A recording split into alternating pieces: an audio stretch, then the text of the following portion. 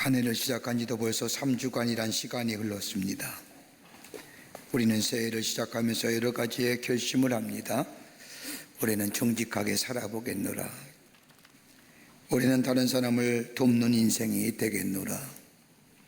신앙적인 결단이 있다고 한다면 올해는 기도하며 살리라. 올해는 꼭 내가 복음을 전하는 전도하며 살리라. 나름대로의 결심을 하고 새해를 시작합니다. 그런데 보면 이러한 결심이 얼마 안 가서 눈 녹듯이 우리 안에 사라져 있음을 보게 됩니다. 일본의 작가인 나카다시 아키히로라는 사람이 쓴 책 가운데 20대가 하지 않으면 안 될 50가지의 일이라는 책이 있습니다. 우리나라에도 이와 유사한 책이 나왔습니다마는 희망도 많고 꿈도 많지만은 수없이 좌절하는 20대를 향한 충고의 글입니다.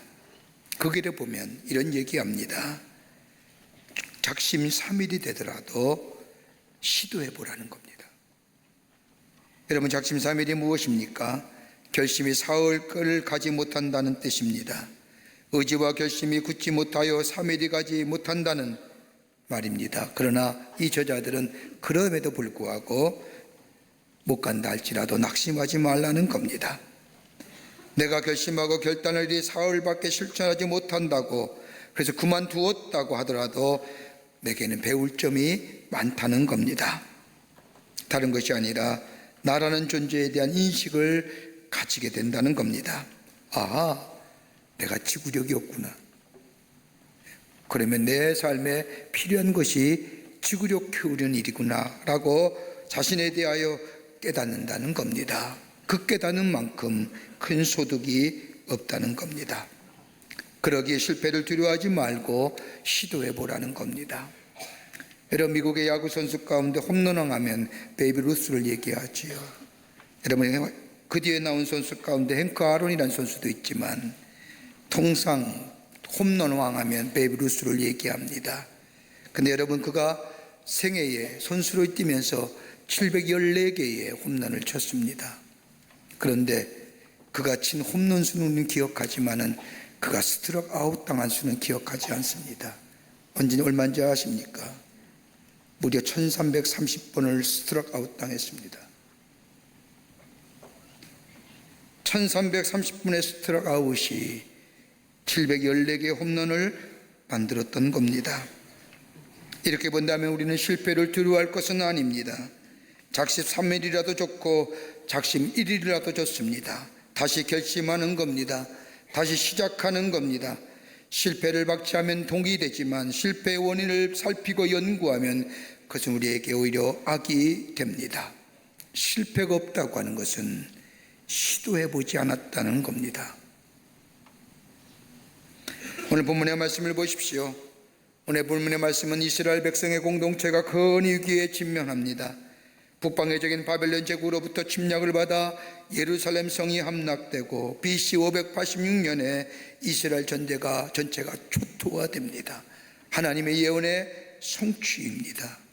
성읍들은 해파되고 유다의 많은 백성들이 바벨론의 포로로 잡혀가고 국가로서 다시 설 수 있을까라는 소망과 희망이 다 사라집니다. 소망을 잃어버린 이스라엘 백성에게 하나님은 선지자 예레미야를 통하여 말씀하십니다. 돌아오려거든 내게로 돌아오라. 다시 말하여 내게 돌아오라는 겁니다. 다른 말로 표현하면 다시 만나자는 겁니다. 과거에 너의 조상과 더불어 너에게 맺었던 언약 공동체에 행하셨던 위대한 일, 다시금 그 일을 지속하기를 원하신다는 하나님의 말씀입니다. 여러분, 성경 말씀을 보면 우리 마음에 가장 깊은 곳에 찌르는 말씀이 있다고 한다면 돌아오라는 겁니다.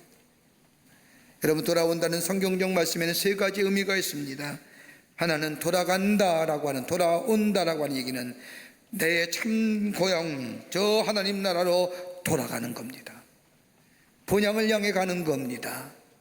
또 하나, 돌아간다고 하는 말은 지금의 위치에서 잘못됐음을 깨닫고 우리의 삶의 태도를 바꾸어 다른 방향으로 나아간다는 겁니다. 이걸 가리켜서 체인지하는 겁니다. 또 하나 있다고 한다면 우리의 마음의 방향, 우리의 마음의 방향, 나 위주의 나만을 위해 살던 삶의 방향, 마음의 방향을 하나님께로 돌이키는 겁니다. 신학적인 용어로 메타노이아, 컨버전한다는 겁니다. 이게 돌아간다는 겁니다. 그렇게 돌아간다는 것은 종합적으로 성경이 얘기하는 이 말은 하나님께로 돌아간다는 겁니다. 여러분, 신명기 30장의 말씀을 보면 그 말씀 가운데 부제로 담겨져 있는 말씀이 있습니다. 복 받는 길.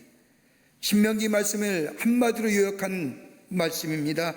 복 받는 길. 그 단어는 단 하나지, 돌아오라는 겁니다. 30장 신명기 30장 3절과 2절과 3절의 말씀을 보면 너와 내 조선이 하나님께로 돌아와 그 말씀을 순종하면 하나님께서도 마음을 돌이키사 너희를 긍휼히 여기실 것이다. 돌아오기만 하면, 하나님께로 돌아오기만 하면, 마음을 바꾸고 삶의 태도를 바꾸고 하나님께로 돌아오기만 하면 하나님은 우리를 긍휼히 여기신다는 겁니다. 우리가 아무리 실패한 인생이라 할지라도, 죄 많은 인생이라 할지라도 하나님께로 돌아오는 순간 하나님은 긍휼히 여기시고 하나님의 자비와 사랑을 우리에게 허락하신다는 겁니다.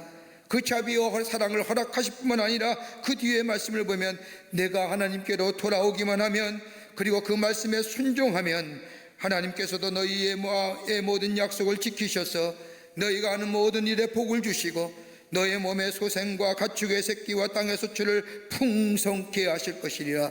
풍성한 삶, 풍요의 삶을 우리에게 약속하여 주십니다. 새해를 시작한 지 벌써 3주가 지났습니다. 과거의 것을 비추어 미래를 진다는 학자들에 의하면 이번 한 해는 그렇게 녹록지 않을 것이랍니다. 2020년 한 해는 다른 해보다 더 불확실성과 모호성의 한 해가 될 것이라고 말합니다. 그리고 우리의 기대와 바람이 더 많은 충돌을 일으킬 거라는 겁니다. 여러분, 어떻게 하면 우리의 삶 속에 이 불확실성과 모호성을 넘어서서 하나님이 주시는 새로운 약속의 성취와 더불어 우리의 삶 속에 풍성함과 풍요로움의 삶을 살아가는 복된 인생 될 수 있을까요? 우리 삶 모호하지 않습니까? 불확실하지 않습니까? 그러게 두렵고 그러게 좌절하고 그러게 절망하는 거 아닙니까? 오늘 성경은 우리에게 불확실성과 모호성을 넘어서는 분명한 비결을 우리에게 가르쳐 줍니다. 올해 안에 이런 놀라운 축복이 여러분과 저 가운데 우리 광림 공동체뿐만 아니라 한국교회에 넘쳐나기를 간절히 소망합니다. 그 첫 번째가 뭐냐면 새롭게 결단하라는 겁니다. 새롭게 결단. 오늘 본문 1절의 말씀을 보십시오. 여호와께서 이르시되 이스라엘아, 내가 돌아오려거든 내게로 돌아오라. 내가 만일 나의 목전에서 가증한 것을 버리고 내가 흔들리지 아니하면, 돌아오되 하나님께로 돌아오라는 겁니다. 하나님께 돌아오되 가증한 것을 버리고 하나님께로 돌아오라는 겁니다. 원문을 보면 가증한 것이라는 것은 다름이 아니라 우상 섬기는 것을 내려놓고 버려두고 하나님께로 돌아오라는 겁니다. 하나님을 섬기는 백성이 하나님을 대신하여 우상을 섬긴다는 것, 신앙의 정절이 깨진 겁니다. 신앙적 정조가 깨진 백성을 향하여 하나님은 그 우상을 버리고 섬기던 우상을 내려놓고 마음을 바꾸어 하나님께로 돌아오라는 겁니다. 지금의 말하면 믿음의 혼합주의를 벗어버리라는 겁니다. 하나님과 겸하여 섬긴 것들을 다 던져버리고 하나님께로 돌아오라는 겁니다. 여러분, 많은 사람들이 예수를 믿는다고 하면서도 하나님보다는 나의 일이 먼저의 삶, 나의 직업이, 나의 취미가, 나의 목표가, 나의 여가 생활이 내일이 먼저고 그 다음에 시간이 남을 때에 죄라는 이런 믿음의 혼합주의가 아니라 하나님이 제일주의로 하나님을 먼저 생각하는 그 신앙의 자리로 돌아오라는 겁니다. 여러분, 미국의 실존주의 심리학자인 롤러 메이라고 하는 사람에 의하면, 그가 쓴 책에 의하면 자아를 잃어버린 현대인의 책을 보면 현대인에 있어서 가장 크고 무서운 병은 암이나 그 밖의 질병이 아니라 인간의 마음의 내면에 가지고 있는 불안과 공허감이라는 겁니다. 여러분, 이 불안과 공허감, 여러분, 이 이유가 어디 있을까요? 우리의 삶에 풍요로움과 풍족함이 넘쳐 있는데 그럼에도 불구하고 우리 안에 불안과 공허감, 채워지지 않은 이 공허, 다름이 아니라 그에 의하면 바른 가치관의 상실이라는 겁니다. 여러분, 바른 가치관이 어디서 나오는 겁니까? 진리가 그의 인생에 있게 될 때 바른 진리 가운데 바른 가치관이 세우고, 이 바른 가치관이 있게 될 때의 삶의 불안과 공허감이 사라진다. 진리에 서 있지 못하기에 여러분, 이 불안과 공허감을 떨쳐버리기 위해 현대인들이 그러해서 얼마나 많은 술을 먹고 얼마나 마약을 하며 얼마나 향락에 빠져듭니까? 불안하기에, 공허하기에, 이 불안감을 채워보기에, 이 공허함을 채워보기에. 여러분, 미신도 마찬가지입니다. 우상도 마찬가지입니다. 거짓된 진리 가지고 자기의 불안과 불확실성과 공허감을 채워보고자 하는 것. 어떤 사람이 우연히 TV 방송 보다가 한참 웃었습니다. 어떤 사람이 나와서 얘기하는데 자기가 연초에서 사주팔자를 봤답니다. 그거 본 자체가 한심한 거죠. 사주팔자를 봤는데, 사주가 팔자를 봤더니 자기에게 수가 많다는 겁니다. 물이 많으면 좋다는 겁니다. 그래서 고민했답니다. 물 많은 거 뭘 할까? 그래서 한 게 뭔지 아십니까? 세차장 만나요. 세차장 한답니다. 자기의 물이 많으면 잘 될 것 같아서 셀프 세차장 하는데, 다른 사람이 차를 가져오면 자기가 손수 나가서 차에 물을 뿌려줍니다. 왜요? 물 많으면 복 받는 줄 알고요. 종교의 연합주의도 그런 거지요. 하나님과 교마하여 섬기는 것. 나의 직업이, 나의 건강이, 나의 물질이, 나의 취미와 그 밖에 나 자신의 것들이 하나님과 교마하여 섬기는 거예요. 복음주의 신학자인 A.W. 토저라는 사람은 말하기를, 현대인 하나님을 가까이 하지 못하는 것은 다름이 아니라 자기 집착에 매였기 때문이라는 겁니다. 스스로의 생각을 버리고서야만이 비로소 하나님의 뜻을 이해할 수 있다는 거예요. 내 감정과 내 생각 하나님 앞에 전폭적으로 내어놓고 하나님께로 돌아가는 겁니다. 나를 지탱케 했던 것들, 이것이 나의 삶의 존재의 기반이라고 여겼던 것들, 내 욕망과 내 자존심과 내 교만과 내 자랑과 내가 하고자 하는 것들을 하나님 앞에 철저히 내놓고 하나님의 제일주의로 돌아가는 거예요. 여러분, 이스라엘 백성이 출애굽하지 않습니까? 출애굽하면서 하나님께서 저 가나안 땅으로 이스라엘 백성을 인도하십니다. 무려 430년의 기나긴 노예 생활이 끝나는 것입니다. 여러분, 출애굽하여 가나안 땅까지 직선거리는 지리적으로 2주면 갑니다. 근데 하나님은 40년 동안 이스라엘 백성을 광야에서 헤매게 하십니다. 왜 그럴까요? 애굽 옛사람의 모습을 버리지 못했기 때문에. 물리적으로는 애굽에서 나왔습니다. 정치적으로는 자유함을 얻었습니다. 경제적으로도 자유함을 얻었습니다. 그러나 그의 마음속에, 그의 삶 가운데, 그의 생각 가운데 오래 잠재되어 있던 사고방식, 문화, 철학, 애굽의 것을 버리지 못했기에 옛사람의 그대로의 모습입니다. 그러기에 하나님은 하나님의 백성답게 하시기 위해서, 저들 새 옷을 갈아입히기 위해서, 저들은 영적으로 정신적으로의 출애굽이 필요하기에 40년의 광야를 건너게 하신 겁니다. 그리고 하나님께 돌아오는 거예요. 돌아오게 하신 거예요. 1930년대 미국의 시카고의 영적 부흥 운동을 일으켰던 멘트 라이더 목사님이 계십니다. 여러분, 이 사람이 어떤 사람이니? 그 예수 믿고 이 목사 되기 전에 알코올 중독자였습니다. 여러분, 지독한 알코올 중독자입니다. 집을 돌보지 않으니 자신의 딸이 죽은 겁니다. 자신의 딸이 죽을 때에 장례식을 합니다. 예쁜 옷을 입히고 예쁜 신발을 신고 딸아이의 시신을 놓고 장례하면서 목사님이 기도하십시다 하고 기도할 때에 이 멘트 라이더라고 하는 사람이, 알코올 중독자가 자신의 딸이 죽었다는 이야기를 듣고 그때서야 그 장례식에 참여하면서 애통해하며 슬퍼하며, 그게 아니라 그 딸아이의 이쁜 신발을 보는 순간 마음이 동하여 그 죽음에 딸아이의 신발을 훔쳐다가 팔아서 35센트를 받고 그 돈 가지고 술 사 먹는 사람, 용서가 됩니까? 인간의 길 포기한 거죠.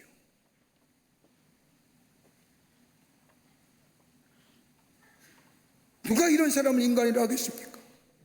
그러나 그가 예수를 영접하고 예수를 믿게 되고 구원받고 목사가 되었습니다.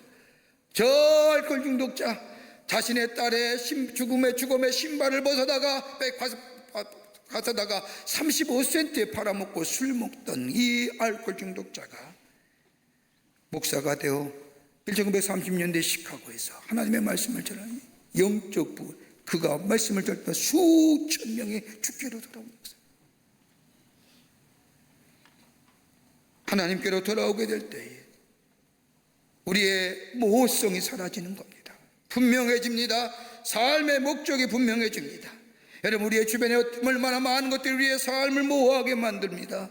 여러분, 그러나 하나님께로 돌아갈 때에 우리가 온전히 새로운 옷으로 갈아입을 때에 에레미야서 29장 11절 말씀처럼 너희를 향한 나의 생각은 재앙이 아니라 평안이요 너에게 미래와 희망을 주는 것이라고 약속하신 것처럼 우리의 삶 모호성, 우리의 삶 불확실성 넘어서는 길은 우리가 하나님께로 돌아가게 될 때에 우리 안에 불안과 염려와 좌절과 절망이 아니라 평안과 미래와 소망이 열려지는 놀라운 역사가 우리 가운데 있게 될 줄 믿습니다. 돌아가야 합니다. 두 번째는 새롭게 맹세하라는 겁니다. 새롭게 맹세하세요. 본문 2절의 말씀을 보면 하나님께서 에레미야를 통하여 이스라엘 백성에게 말씀하십니다. 진실과 정의와 공의로 여호와의 삶을 두고 맹세하며 복을 받고 그리고 나로 말미암아 자랑하리라. 여호와 이름을 가리켜 진실과 공평과 정의로 살겠다고 맹세하라는 겁니다. 여러분, 여기서 진실이라는 게 뭘까요? 나 자신에 대한 진실함입니다. 여러분, 내게 나 자신에 대해서 진실하십니까? 우리 공평은 이웃에 대한 공평함입니다. 정의는 하나님 앞에서 이루는 정직함입니다. 여러분, 내가 내 자신에 대하여 진실하게 있는 것, 이거 쉬운 일이 아닙니다. 정말 진실하게 사십니까? 나에 대해서? 그러면 그렇게 약하진 않을 겁니다. 떳떳할 겁니다. 이웃에게 공평하십니까? 나 자신에는 한없이 너그럽고 나 자신은 한없이 부드러우면서도 다른 사람에게 드리는 엄격한 잣대들, 더 비판적이며 더 나아가 정죄하지요. 하나님 앞에서는 정직하십니까? 그새 정의가 이루어지는데요. 여러분, 우리가 신앙생활에 믿음의 생활에 실수히 넘어지고 시험든 이유가 어디일까요? 나 자신에 대해서 진실하지 못하기에, 이웃에 대하여 공평하지 못하기에, 하나님 앞에서 정직하지 못하기에 그런 건 아닌지요. 우리 하나님이 이러한 모습을 우리에게 아시고 원인과 더불어 해결책을 말씀하시는데 오늘 본문의 말씀을 보면 이런 우리들에게 말씀하십니다. 너의 묵은 땅을 갈고 가시덤불 속에 파종하지 말라는 겁니다. 두 가지의 방법입니다. 묵은 땅을 갈아엎으라는 겁니다. 그리고 가시덤불 속에 파종하지 말라는 겁니다. 여러분, 이것을 이해하려고 하면 농사의 질을 생각하면 쉽게 이해할 수 있습니다. 여러분, 좋은 결실을 맺으려면 좋은 땅이 있어야 됩니다. 그리고 좋은 종자가 있어야 하고, 그 다음에 비가 오고 햇빛이 나고, 그리고 농부의 땀 흘림의 수고가 있을 때에 가을거지에 풍성한 열매를 맺습니다. 가장 중요한 게 뭘까요? 씨앗이요? 땅이에요. 아무리 좋은 씨앗이라도 땅이 좋지 않으면 열매 맺지 못합니다. 예수님도 땅에 올라 비유를 말씀하실 때 옥토와 같은 마음, 길가와 같은 마음, 가시덤불과 같은 마음, 돌잡고 같은 마음으로 비유를 말씀합니다. 이렇게 말씀하는 아무리 종자가 좋다 할지라도 땅이 나쁘면 열매를 맺지 못한다는 겁니다. 아무리 말씀이 좋아도 마음의 밭이 좋지 않으면 능력이 나타나지 않는 겁니다.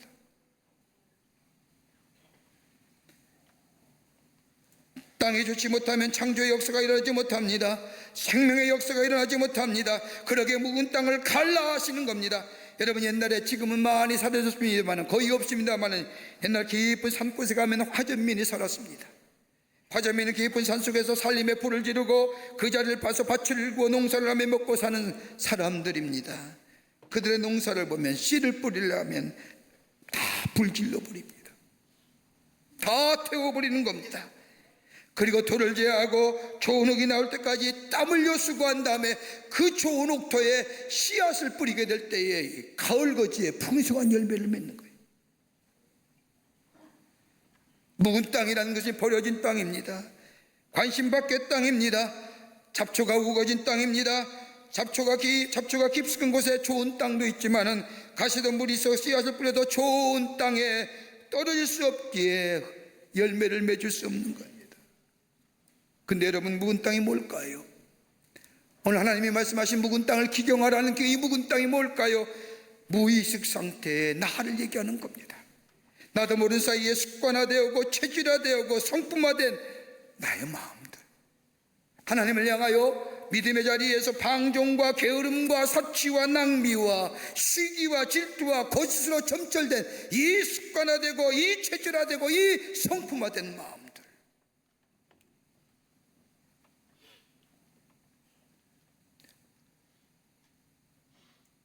혁명적 변화가 있어야 되는 거예요. 그게 가로없는 거예요. 여러분, 복음이 어떤 겁니까? 복음이 레디컬한 거예요. 복음은 혁명의 역사를 일으키는 겁니다. 한 번도 경험해보지 못한 창조 역사를 일으킨 게 복음입니다. 그리고 여기에 레디컬 가스풀인 겁니다.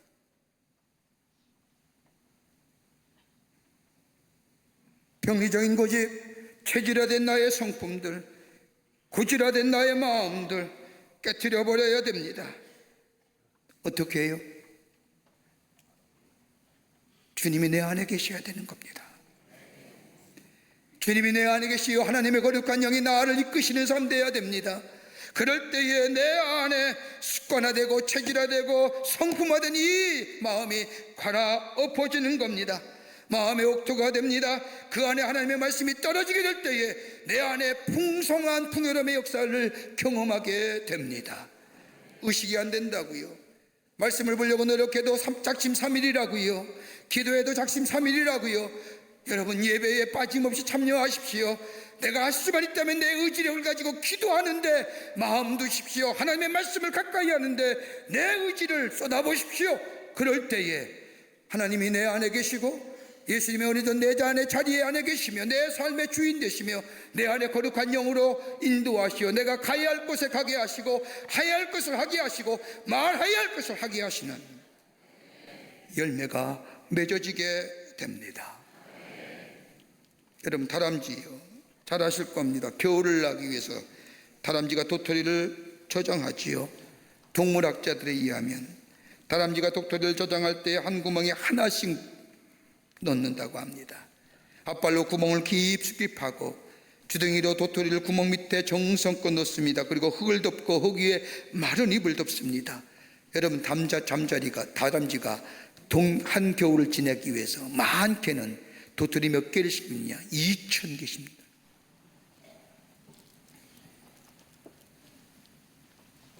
실패하지요. 때로는 안 되지요. 그러나 우리의 마음에 깨끗이만 마음 되어 주의 성령이 임재하시어 우리의 삶을 이끌어갈 때에 우리는 비로소 좋은 옥토에 좋은 씨앗이 뿌려져 풍성한 열매를 맺어지는 복된 삶, 풍요로운 삶의 주인공 되는 줄 믿습니다. 깨끗한 마음 돼야 돼요. 세례요한이 외쳤던 회개하라, 천국이 가까이 왔네. 깨끗한 마음에 뭐가 임하여? 천국이 임하는 거예요. 하나님의 의와 진실함과 거룩함의 역사를 경험하는 거예요. 내 마음 예수님께 드리고 주 예수여 내 마음에 찾아오시옵소서.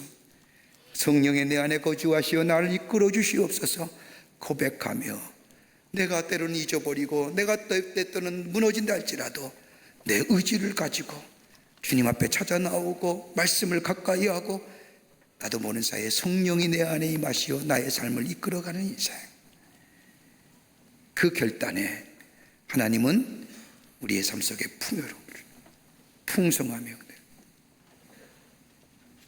끝으로 새롭게 선언하라는 겁니다. 새롭게 선언하십시오. 오늘 4절 말씀을 보십시오. 너의 마음 가죽을 베고 나 여호와께 속하라고 말씀합니다. 하나님께로 돌아가기로 결단하고 묵은 땅을 갈고 가시덤불에 씨를 뿌리지 않게 너라고 맹세한 후에 뭐 하라고요? 여호와께 속하라는 겁니다. 무슨 얘기일까요? 나 하나님의 사람입니다 선언하는 거예요. 나 하나님의 사람입니다. 본문의 말씀을 보면 그 선언의 비결이 뭐냐? 마음의 할례를 받으라는 겁니다. 할례는 이스라엘 남자들이 행하던 정결의 의식입니다. 하나님이 하라는 이 할례는 단순히 외적인 정결 의식을 넘어서서 전인격적이고 총체적인 내면의 세계를 말하는 겁니다. 단순히 피부의 조직을 잘라내는 것이 아니라 마음의 두터운 가죽을 베라는 겁니다. 벤다는 게 뭘까요? 나는 하나님의 사람입니다라고 선언하는 거예요. 선언이란 말로 구호나 그 밖에 그치는 구호가 아닙니다. 문구가 아닙니다. 선언에는 걸맞는 행위가 따라져야만이 그 선언의 의미가 있고 선언에 따른 결과가 이루어집니다. 여러분, 대표적인 인물이 누굴까요? 바울이에요. 바울 보세요. 바울의 서신의 첫 번째 보면 자신이 누구인가를 만천하에 공개합니다. 로마서 1장 1절의 말씀을 보면 예수 그리스도의 종 바울은 사도의 부르심을 받아 하나님의 복음을 위하여 택정함을 입었나니. 그리스도의 종이라고요. 종은 아무 권한이 없어요. 주인이 하란 대로 하는 거예요. 로마서 고린도전서 1장 1절의 말씀을 보면 하나님의 뜻을 따라 그리스도 예수의 사도로 부르심을 받은 바울, 내가 하나님의 사람 그리스도의 종된 것은 내 의지가 아니라 하나님의 전적인 부르심에 그 컬링에 내가 응답한 거라고. 갈라디아서 1장 1절의 말씀을 보면 사람들에게서 난 것도 아니요 사람으로 말미암은 것도 아니요 오직 예수 그리스도와 그를 죽은 자 가운데서 살리신 하나님 아버지로 말미암아 사도된 나 바울은 사람으로 된 것이 아닙니다. 예수 그리스도의 은혜로, 예수 그리스도를 죽은 자 가운데서 살리신 하나님의 은혜로 나 하나님의 종된 바울은 하나같이 내가 누구임을 분명히 선언하지요. 예수 그리스도의 종이요 이 하나님의 뜻을 따라 부르심을 받은 사람이요. 그 선언에 바울은 걸맞게 그 선언에 합당한 삶으로 살아가는 겁니다. 오늘 에레미야는 이스라엘 백성에게 돌아와서 나는 하나님의 사람이요 하나님의 속한 사람이라고 선언하는 겁니다. 더 나아가 나의 존재가 새로워졌다는 고백입니다. 여러분, 우리는 어떤 존재입니까? 우리 얼마나 하나님이 사랑하십니까? 하나님의 의로움을 드러내시기 위해서, 하나님은 의롭다 하심을 나타나기 위해서 당신의 하나밖에 없는 아들을 우리에게 보내주셔서 나의 죄를 위하여 십자가에 달려 돌아가게 하시고, 우리를 얼마나 사랑하시는지 십자가를 통하여 나를 구원하시고 새롭게 하신 그 하나님의 사랑을 보여주신 그 놀라운 사랑을 받은 우리들의 삶,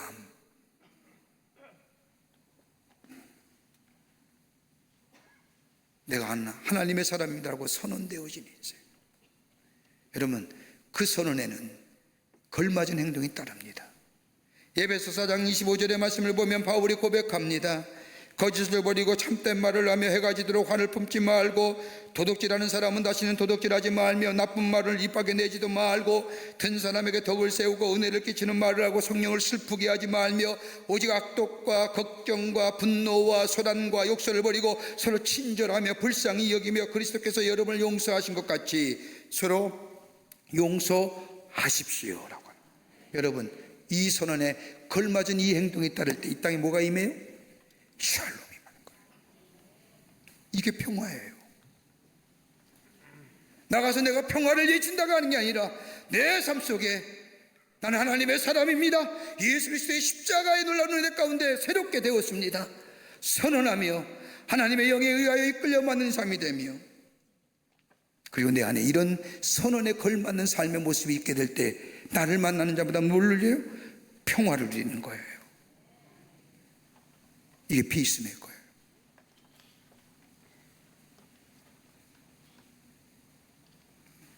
우리의 교만과 불신앙을 저버리고 하나님께로 돌아가야 됩니다. 어저께 우리가 지방회에서, 감리교회 하는 회의에서 장로님들에 대해서 자격 심사를 하는데 다 들어오셨어요? 장로님들에게 묻습니다. 장로님들의 1년 후에 여러분의 어떤 변화가 있었습니까? 모든 분들의 얘기가 제가 참 은혜가 됐습니다. 그 얘기 가운데 제 마음속에 와닿는 말씀이 딱 하나 있습니다. 자기가 장로가 된 후에, 취임된 후에 장로님께서 나는 장로요 선언하셨다는 겁니다. 기업을 운영하시는데, 그리고 주일날은 예배 가는, 교회 가서 봉사하며 예배 드리는 날, 수요일날 저녁에는 예배 드리는 날, 금요일은 초대하는 날,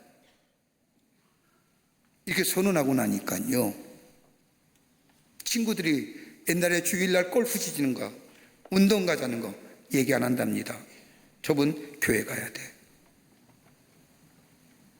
수요일날 저녁에 만나서 비즈니스 미팅 하는 거, 수요일은 피한다는 겁니다. 아니야, 저분은 교회 가야 돼. 금요일날 저녁 즐기고 만나는 미팅 안 합니다. 왜? 장로님 교회 가야지. 여러분, 따돌림 당하고 소외당하는 거 아닙니다. 여러분은 그렇게 되면 나 소외시키는 거 그러십니까? 자식들 불러주지 않고 지들끼리 놀러 가는구나 이러십니까? 당연한 거 아닙니까? 지극히 당연한 거죠. 그건 소외가 아닙니다. 내 안에 하나님이 살아계심이 증거됩니다. 그럴 때 이 땅에 뭐가 임해요? 복음이 전해지는 거예요. 뭐가 임해요? 복음이 전해질 때 평화가 임하게 되는 거예요. 2차 세계대전 중 미국의 해군 역사 중에 가장 용감했던 지휘관 이야기 하나 있습니다. 1944년 6월 어느 날 필리핀에서 일어난 전투입니다. 그때의 지휘관은 백미처 해군 제독이었습니다. 대금연의 미국 전투기들이 일본 함대를 공격하고 항공모함으로 돌아올 쯤에 날이 어둡고 파도가 높아지고, 그래서 항공모함에 착륙했다는 것이 쉽지 않은 일입니다. 날이 저문 밤이기에 더불어 적과 근접한 나거리 있기에 날이 저문 밤에 항공모함에 불을 밝힌다는 것은 적으로부터 공격당하기 쉬운 일입니다. 그런데 이 미처 해군 제독이 항공모함과 전함대에게 얘기합니다. 불빛을 밝혀라. 옆에 있는 참모들이 말합니다. 안 됩니다. 등화간제입니다. 이러한 때 항공모함에 불을 밝힌다고 하면서는 죽는 것과 마찬가지입니다. 아니 됩니다라고 얘기할 때 미처 제독이 아니다, 불을 밝혀라, 안 그러면 우리 조종사들이 다 죽고 만다라고 말하면서 불을 환하게 밝힙니다. 모험을 감행한 거죠.